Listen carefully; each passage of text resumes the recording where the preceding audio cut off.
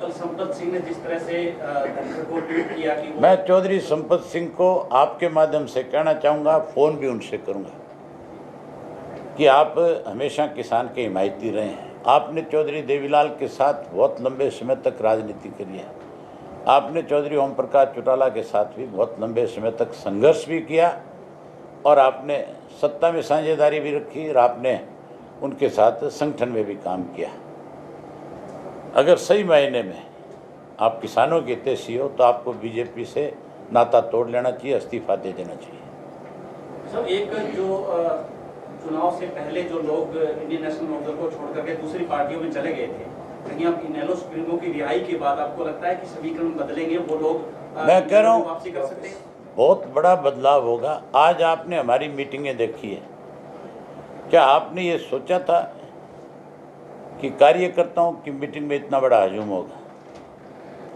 आपने पहले भी हमारी कार्यकर्ताओं की बैठकें देखी है, लेकिन अब एक अलग उत्साह है कार्यकर्ताओं की बैठक। ये बदलाव की निशानी है। चौटाला साहब जब आएंगे लोगों के बीच में उस दिन ये आंधी और तूफान का रूप धारण कर लेगा। अभी कोरोना की महामारी चल रही है। कोरोना की जो पहली लहर आई थी, उस लहर से कोई सरकार ने काबू नहीं पाया। उस लहर को भी किसी ने काबू पाया तो लोगों ने अपनी हिम्मत से, अपने हौसले से उस पर जीत दर्ज करी। कोरोना की दूसरी जो लहर आई उसमें तो सरकार के हाथ खड़े हो गए थे और ये हालत हो गई थी सरकार की उस दूसरी लहर के अंदर कि ऑक्सीजन नहीं मुहैया करा सके थे, ऑक्सीजन के साथ इंजेक्शन नहीं दे पा रहे थे, बेड नहीं दे पा रहे थे मरीजों को। लोग पता नहीं किस तरह से तड़प तड़प करके अपनी ज़िंदगी से लड़ रहे थे। उसके बावजूद भी इस कोरोना की महामारी पे अगर फिर जीत हासिल करी है तो लोगों ने अपनी हिम्मत और हौसले से करी है।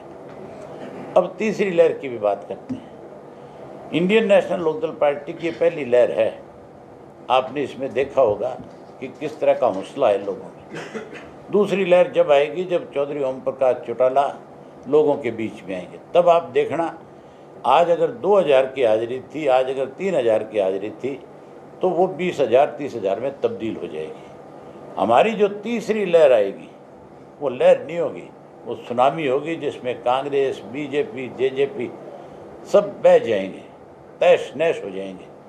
यहाँ तो केवल इंडियन नेशनल लोकदल पार्टी का ही वर्चस्व बचेगा।